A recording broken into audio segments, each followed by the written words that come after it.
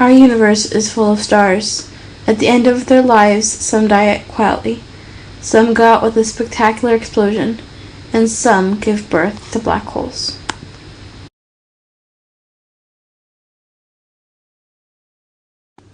When a star's core collapses, the enormous gravity generated at the center of the supermassive star runs wild.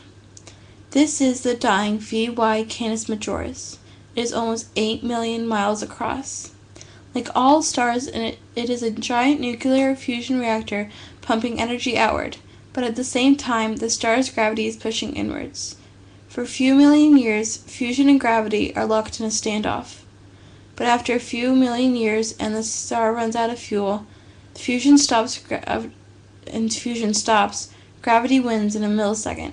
The core shrinks to a fraction of its original form, creating a baby black hole. The black hole soon begins to cannibalize what is left of the star.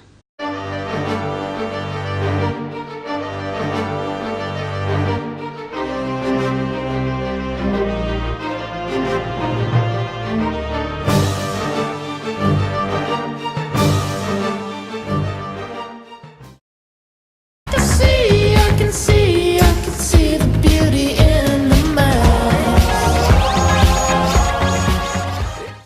Hey, Vsauce Michael here, and today we are going to go inside a black hole. It's not going to be comfortable, but it will be pretty fun. Now, first things first, mathematically speaking, anything could become a black hole if you were to compress it into a small enough space. That's right, you, me, this camera, everything in the universe has what is known as a Schwarzschild radius, a tiny, tiny amount of space that, were you to collapse the entire mass of the object into, its density would be so great that its gravitational pull would be so great that not even light could escape from it.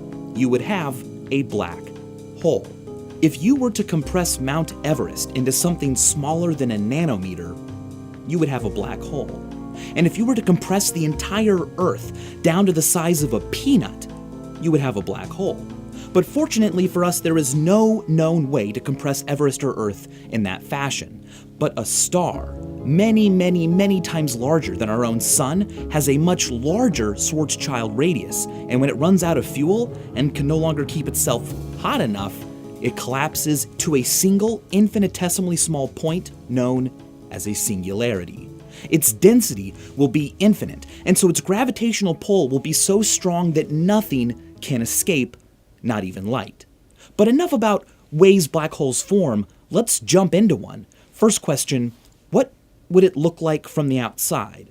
Well, we know that gravitational fields bend space and time. Stars behind our sun will actually appear to be in slightly different locations from Earth because the sun's gravitational field bends the light coming from those stars. When it comes to the gravitational fields of larger objects like entire galaxies, or for that matter a black hole, the effect is even nuttier. Light coming from objects behind them is significantly distorted, producing smears and smudges.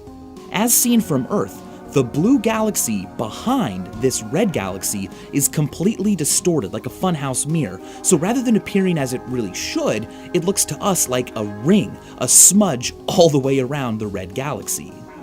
This is known as gravitational lensing. Now take a look at this simulation of a black hole with a galaxy millions of light years behind it. The galaxy is not really in danger of the black hole's suck, but the light coming off of that galaxy certainly is. Watch as the galaxy passes behind the black hole, and its light is contorted, twisted, and distorted. Now here's a really fun demonstration. What if the Earth were to orbit around a black hole? Looking from the outside, the Earth would look normal at first, but as soon as it passed behind the black hole's gravitational field would warp the light reflecting off the Earth, producing this.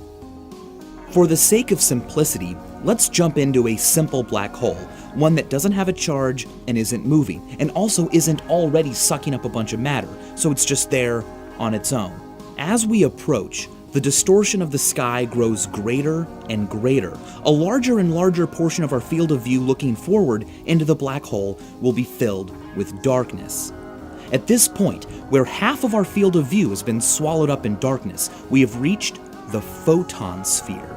At this point, light is not going to necessarily get sucked into the black hole, but it doesn't necessarily leave it either. Instead, at this magical point in space, light, photons, can actually orbit the black hole.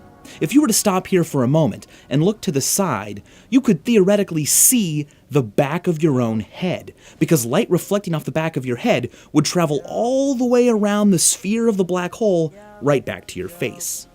A gravitational field not only warps space, it also warps time. Now, for most intents and purposes here on Earth, we never have to worry about that.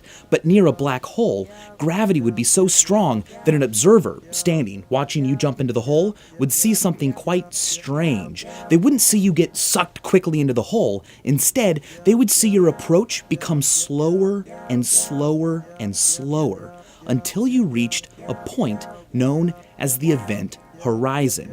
This is a point in space where, once crossed, there's no going back. It is at that point that light can no longer escape. And so to a person watching you fall into the hole, that would be where your journey ended.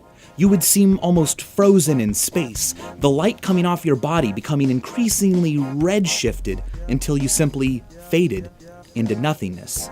They would never see you cross the event horizon.